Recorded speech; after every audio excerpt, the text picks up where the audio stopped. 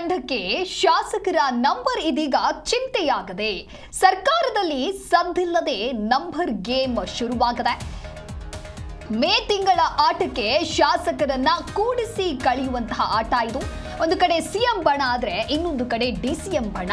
ಎರಡು ಬಣದ ನಡುವೆ ಶಾಸಕರಿಗಾಗಿ ಚದುರಂಗದಾಟ ಶುರುವಾಗಿದೆ. ಸಿಎಂ ತಂಡದಲ್ಲಿ ಶಾಸಕರ ನಂಬರ್ ಕ್ಷೀಣಿಸ್ತಾ ಇದೆ. ಸಿದ್ದರಾಮಯ್ಯಗೆ ಆಪ್ತ ಸಚಿವರು ಇದೀಗ ಅಲರ್ಟ್ ಮಾಡ್ತಾ ಇದ್ದಾರೆ. ನಮ್ಮ ಪರವಾಗಿ ಶಾಸಕರ ಸಂಖ್ಯೆ ದಿನದಿಂದ ದಿನಕ್ಕೆ ಕ್ಷೀಣಿಸ್ತಾ ಇದೆ. ರಾಹುಲ್ ಗಾಂಧಿಯಿಂದ ಮಾತ್ರ ಈಗ ಮ್ಯಾಜಿಕ್ ಆಗಬೇಕಿದೆ. ನಮ್ಮ ಬಳಿ ಶಾಸಕರಿಲ್ಲ, ಬೇರೆ ಯಾವುದೇ ರೀತಿಯಾದಂಥ ದಾರಿಗಳು ಉಳಿದಿಲ್ಲ, ಬೇರೆ ಯಾವುದೇ ದಾಳ ಉರುಳಿಸೋದಕ್ಕೂ ಕೂಡ ಈಗ ಸಾಧ್ಯವಾಗುವುದಿಲ್ಲ. ರಾಹುಲ್ ಗಾಂಧಿಯ ಬಳಿ ಬಹಳ ಎಚ್ಚರದಿಂದ ನೀವು ಮಾತನಾಡಿ. ಸಿದ್ದರಾಮಯ್ಯಗೆ ಈ ರೀತಿ ತಂಡದ ಆಪ್ತ ಸಚಿವರು ಕೆಲವೊಂದಿಷ್ಟು ಸಲಹೆಯನ್ನ ನೀಡಿದ್ದಾರೆ. ಒಟ್ಟಾರೆಯಾಗಿ ಸರ್ಕಾರದಲ್ಲಿ ಈ ನಂಬರ್ ಗೇಮ್ ಅನ್ನೋದು ಶುರುವಾಗಿದೆ. ಸರ್ಕಾರದಲ್ಲಿ ನಂಬರ್ ಗೇಮ್ ಸದ್ದಿಲ್ಲದೆ ಶುರುವಾಗ್ತಾ ಇದೆ. ಒಂದು ಕಡೆ ಆಪ್ತರು ಕೂಡ ಈ ರೀತಿಯಾದಂಥ ಒಂದು ಸೂಚನೆಯನ್ನ ನೀಡಿದ್ದಾರೆ. ಹಿಂದಿನಂತೆ ಸಿಎಂಗೆ ಈಗ ಶಾಸಕರ ಪೂರ್ಣ ಬೆಂಬಲ ಸಿಗ್ತಾ ಇಲ್ಲ. ಅಧಿಕಾರ ಹಂಚಿಕೆಯ ಸೂತ್ರದಂತೆ ಅಭಿಪ್ರಾಯವನ್ನ ಕೇಳಿದ್ರೆ ನೀವು ಕೂಡ ಶಾಕ್ ಆಗ್ತೀರಾ. ಸಿದ್ದು ಪರ ಶಾಸಕರ ಬಲ ಕಡಿಮೆ ಆಗಬಹುದು ಅನ್ನುವಂಥ ಮಾಹಿತಿಯನ್ನ ಸ್ವತಃ ಸಿಎಂ ಸಿದ್ದರಾಮಯ್ಯನವರ ಆಪ್ತರೇ ತಿಳಿಸಿದ್ದಾರೆ. ಬಲಾಬಲದ ಬಗ್ಗೆ ವಾಸ್ತವ ಚಿತ್ರಣವನ್ನ ಸಚಿವರು ಬಿಚ್ಚಿಡ್ತಾ ಇದ್ದಾರೆ. ಮೊದಲಿನಷ್ಟು ಬೆಂಬಲ ಇಲ್ಲ ಅಂತ ಹೇಳಿ ಸಿಎಂ ಸಿದ್ದರಾಮಯ್ಯ ಅವರಿಗೆ ತಿಳಿಸಿದ್ದಾರೆ. ಹಾಗಾಗಿ ಮುಂದೆ ಇಡುವಂತಹ ಹೆಜ್ಜೆಯನ್ನ ಬಹಳ ಆಲೋಚನೆಯಿಂದ ಇಡಬೇಕಾಗತ್ತೆ. ಬದಲಾದ ಪರಿಸ್ಥಿತಿಗಳಿಗೆ ತಕ್ಕಂತೆ ರಾಜಕೀಯ ಸೂತ್ರವನ್ನ ನಾವು ಸಿದ್ಧಪಡಿಸಬೇಕಾಗತ್ತೆ ಅಂತ ಹೇಳಿ ಸದ್ಯ ಆಪ್ತರು ಇದೀಗ ಮನವರಿಕೆ ಮಾಡುವಂತ ಕೆಲಸವನ್ನ ಮಾಡಿದ್ದಾರೆ. ಈ ಕುರಿತು ಮತ್ತಷ್ಟು ಮಾಹಿತಿಯನ್ನ ನೀಡ್ತಾರೆ ನಮ್ಮ ಪ್ರತಿನಿಧಿ ರಾಚಪ್ಪ ಸುತ್ತೂರು ಫೋನ್ ಸಂಪರ್ಕದಲ್ಲಿ. ರಾಚಪ್ಪ, ಈಗ ಸಿಎಂ ತಂಡಕ್ಕೆ ಒಂದು ರೀತಿ ಶಾಸಕರ ನಂಬರೇ ಚಿಂತೆಯಾಗಿದೆ. ಸಿದ್ದರಾಮಯ್ಯ ಪರ ಶಾಸಕರ ಬಲ ಕಡಿಮೆ ಆಗ್ತಾ ಇದೆಯಾ? ಆಪ್ತರೇ ಕೈ ಕೊಡ್ತಾ ಇದ್ದಾರಾ, ಹೇಗೆ?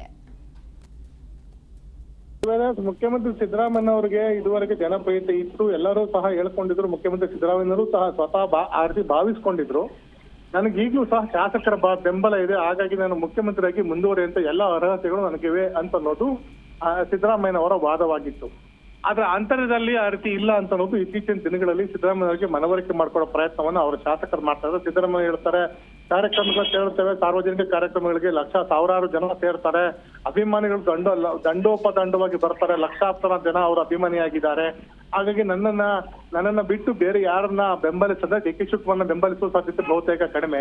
139 ಜನ ಶಾಸಕರಲ್ಲಿ ಸುಮಾರು 70 ಜನ ಶಾಸಕರು ನನ್ನ ಬೆಂಬಲಕ್ಕಿದ್ದಾರೆ. ಒಂದು ವೇಳೆ ಪಕ್ಷ ಬದಲಾವಣೆ ಬಯಸಿದ್ದೆ ಅದಲ್ಲಿ ಅಥವಾ ಬಹುಮತವನ್ನ ಸಾಬೀತುಪಡಿಸಬೇಕು, ಮುಂದಿನ ದಿನಗಳಲ್ಲಿ ನಾಯಕತ್ವ ವಿಷಯ ಬಂದಾಗ ನನ್ನನ್ನ ಬಹುಮತ ಹೆಚ್ಚಿನ ಸಂಖ್ಯೆಯ ಶಾಸಕರು ನನ್ನ ಬೆಂಬಲಕ್ಕಿದ್ದಾರೆ ಅಂತ ಅನ್ನೋದನ್ನ ವಿಶ್ವಾಸದಲ್ಲಿ ಮುಖ್ಯಮಂತ್ರಿ ಸಿದ್ದರಾಮಯ್ಯ ಇದ್ದಾರೆ.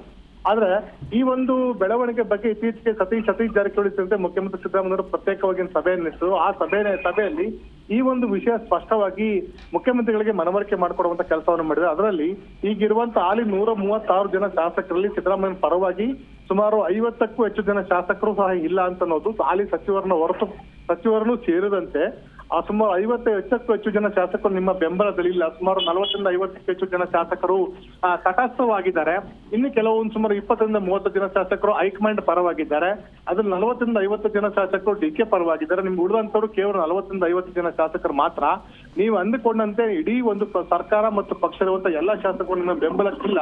ಹೀಗಾಗಿ ಶಾಸಕರನ್ನ ನಂಬಿಕೊಂಡು ಅಥವಾ ಶಾಸಕರು ನನ್ನ ಬೆಂಬಲಕ್ಕಿದ್ದಾರೆ ಅಂತ ನಾವು ಮೂಢ ವಿಶ್ವಾಸದಲ್ಲಿ ಮುಂದುವರೆದಿಯಾದಲ್ಲಿ ಮುಂದಿನ ದಿನಗಳಲ್ಲಿ ಕಷ್ಟ ಎದುರಾಗಬಹುದು. ಅಂದ್ರಿಂದ ಏನು ಪಕ್ಷ ನಿಮ್ಮನ್ನ ಅಧಿಕಾರ ಹಂಚಿಕೆ ಮಾಡಬೇಕು ಅಂತ ಒಂದ್ ವೇಳೆ ಬಂದ್ರೆ ಶಾಸಕ ಅಭಿಪ್ರಾಯವನ್ನು ಸಂಗ್ರಹ ಮಾಡಿ ಅಂತ ಒಂದು ಮಾಹಿತಿ ಒಂದು ವೇಳೆ ಆರ್ತಿ ಎದುರಾದ್ರೆ ಅದು ಮುಂದಿನ ದಿನಗಳಲ್ಲಿ ನೀವು ಸಂಕಷ್ಟವನ್ನು ಎದುರಿಸಬೇಕಾಗತ್ತೆ. ಹಾಗಾಗಿ ಈಗಲೇ ಎಚ್ಚೆತ್ತುಕೊಳ್ಳಿ. ನೀವು ಇರುವಂತಹ ಈಗ ನಿಮ್ಮ ನಡವಳಿಕೆಗಳು, ಶಾಸಕರ ಬಗ್ಗೆ ಇರುವಂತ ಅಭಿಪ್ರಾಯಗಳು, ಶಾಸಕರ ಬಂದ ಸಂದರ್ಭದಲ್ಲಿ ಅವ್ರನ್ನ ಅಟೆಂಡ್ ಮಾಡುವ ರೀತಿಗಳು, ಶಾಸಕರಿಗೆ ಅನುದಾನ ಕೊಡುವಂತಿರೋದಿರ್ಬೋದು ಅಥವಾ ಶಾಸಕರನ್ನ ಸರಿಯಾಗಿ ವಿಶ್ವಾಸಕ್ಕೆ ತೆಗೆದುಕೊಳ್ಳುವ ವಿಷಯದಲ್ಲಿ ಸಂಪೂರ್ಣವಾಗಿ ಎಡಬಿದ್ದಿರಿ ಅಂತ ಒಂದು ಮಾಹಿತಿಗಳು ಲಭ್ಯವಾಗ್ತಾ ಇದೆ. ಹಾಗಾಗಿ ನೀವು ಈಗಲೇ ಎಚ್ಚೆತ್ತುಕೊಳ್ಳದಿದ್ದಲ್ಲಿ ಮುಂದಿನ ದಿನಗಳಲ್ಲಿ ಆಗುವಂತಹ ಸಮಸ್ಯೆಗಳಿಗೆ ನೀವೇ ಹೊಣೆಗಾರರಾಗಬೇಕಾಗತ್ತೆ ಅಂತ ಅನ್ನೋ ವಿಷಯವನ್ನ ಸಚಿವ ಸತೀಶ್ ಜಾರಕಿಹೊಳಿ, ಪರಮೇಶ್ವರ್, ಎಚ್.ಸಿ. ಮಹದೇವಪ್ಪ ಸೇರಿದಂತೆ ಹಲವಾರು ನಾಯಕರುಗಳು ಮುಖ್ಯಮಂತ್ರಿಗಳಿಗೆ ಎಚ್ಚರಿಕೆ ಕೊಟ್ಟಿದ್ದಾರೆ. ಯಾಕಂದ್ರೆ ಕಳೆದ 6ರಿಂದ 8 ತಿಂಗಳಿಂದ ನಿರಂತರವಾಗಿ ಮುಖ್ಯಮಂತ್ರಿಗಳು ಕೇವಲ ಒಂದು ಸಮುದಾಯದ ಕುರುಬ ಸಮುದಾಯದ ಕಾರ್ಯಕ್ರಮಗಳಿಗೆ, ಸಂಘಟನೆಗಳಿಗೆ, ಸಂಘ ಸಂಸ್ಥೆಗಳ ಉದ್ಘಾಟನೆಗಳಿಗೆ, ದೇವಸ್ಥಾನ ಉದ್ಘಾಟನೆಗಳಿಗೆ ನಿರಂತರವಾಗಿ ಕಳೆದ 6 ತಿಂಗಳಿಂದ ಅಥವಾ 8 ತಿಂಗಳಿಂದ ಸಂಪೂರ್ಣವಾಗಿ ಸಮಯವನ್ನು ವ್ಯರ್ಥ ಮಾಡ್ತಾ ಇದ್ದಾರೆ. ಬೆಳಗಾವಿಯಿಂದ ಬೆಂಗಳೂರಿಂದ ಬೆಳಗಾವಿಗೆ ಹೆಲಿಕಾಪ್ಟರ್ ಮಾಡ್ಕೊಂಡು ಮುಖ್ಯಮಂತ್ರಿಗಳು ಒಂದು ಸಂಘ ಉದ್ಘಾಟನೆ ಮಾಡ್ಲಿಕ್ಕೆ ಹೋಗ್ತಾರೆ. ಬೆಳಗಾವಿಯಿಂದ ಬೀದರ್ಗೆ, ಬೆಂಗಳೂರಿಂದ ಬೆಳಗಾವಿ ಬಾಗಲಕೋಟೆಗೆ ಒಂದು ಸಂಘ ಉದ್ಘಾಟನೆ ಮಾಡ್ಲಿಕ್ಕೆ ಮುಖ್ಯಮಂತ್ರಿ ಹೆಲಿಕಾಪ್ಟರ್ ಮಾಡ್ಕೊಂಡು ಹೋಗ್ತಾರೆ. ಇಡೀ ದಿನ ಇಡೀ ಸರ್ಕಾರ, ಇಡೀ ವ್ಯವಸ್ಥೆ, ಬೆಂಗಳೂರಿಂದ ಹಿಡಿದು ಬೆಳಗಾವಿ ತನಕ, ಬೆಂಗಳೂರಿಂದ ಹಿಡಿದು ಬಾಗಲಕೋಟೆ ತನಕ ಇಡೀ ವ್ಯವಸ್ಥೆ ಲಕ್ಷಾಂತರ ರೂಪಾಯಿ ಖರ್ಚು ಮಾಡ್ಕೊಂಡು ಮುಖ್ಯಮಂತ್ರಿಗಳು ಕಾಯುವಂತ ಪರಿಸ್ಥಿತಿ ಇದೆ. ಇಲ್ಲಿ ಶಾಸಕರಿಗೆ ಸಿಗ್ತಾ ಇಲ್ಲ, ಅಭಿವೃದ್ಧಿ ಕೆಲಸ ಕಾರ್ಯಗಳು ಆಗ್ತಾ ಇಲ್ಲ. ಅಂತ ಸಂದರ್ಭದಲ್ಲಿ ನೀವು ಒಂದ್ ಸಣ್ಣ ಸಣ್ಣ ಕಾರ್ಯಕ್ರಮಗಳಿಗೆ ನೀವು ಹೆಲಿಕಾಪ್ಟರ್ ಮಾಡ್ಕೊಂಡು ಇಡೀ ದಿನ ವ್ಯರ್ಥ ಮಾಡ್ತಾ ಇರೋದು, ರಾಜ್ಯ ಸರ್ಕಾರದ ಅಭಿವೃದ್ಧಿ ಕಡೆಗಣಿಸಿರೋದು ಸೂಕ್ತ ಅಲ್ಲ ಅಂತ ಅನ್ನೋ ಸಂದೇಶವನ್ನ ಸಚಿವರುಗಳು ಮುಖ್ಯಮಂತ್ರಿ ಗಮನ ತಂದಿದ್ದಾರೆ. ಹಾಗಾಗಿ ಈ ಎಲ್ಲದನ್ನೂ ಹಚ್ಕೊಂಡಿರೋ ಮುಖ್ಯಮಂತ್ರಿಗಳು ಮುಂದಿನ ತಿಂಗಳಲ್ಲಿ ಬದಲಾವಣೆ ಮಾಡ್ಕೊಡ್ತೇವೆ ಅಂತ ಒಂದು ಸಂದೇಶವನ್ನು ಕೊಟ್ಟಿದ್ದಾರೆ. ಆದ್ರೆ ಯಾವ ತರ ಬದಲಾವಣೆ ಮಾಡ್ಕೊಳ್ತಾರೆ, ಆ ಬದಲಾವಣೆ ನಿಜಕ್ಕೂ ಆಗತ್ತಾ? ಮುಖ್ಯಮಂತ್ರಿಗಳ ಬದಲಾವಣೆ ಆಗತ್ತಾ ಅಥವಾ ಮುಖ್ಯಮಂತ್ರಿಗಳು ತಮ್ಮ ಒಂದು ವರ್ತನೆ ಬದಲಾವಣೆ ಮಾಡ್ಕೊಳ್ತಾರ, ತಮ್ಮ ಕಾರ್ಯಸೂಚಿನಲ್ಲಿ ಕಾರ್ಯವೃತ್ತಿಯಲ್ಲಿ ಏನು ಬದಲಾವಣೆ ಮಾಡ್ಕೊಳ್ತಾರ ಅಂತ ಕಾದ್ ನೋಡ್ಬೇಕಾಗಿದೆ. ದಿವ್ಯರಾಜ್. ಓಕೆ, ಥ್ಯಾಂಕ್ ಯು ರಾಜಪ್ಪ ನಿಮ್ಮೆಲ್ಲ ಮಾಹಿತಿಗಾಗಿ.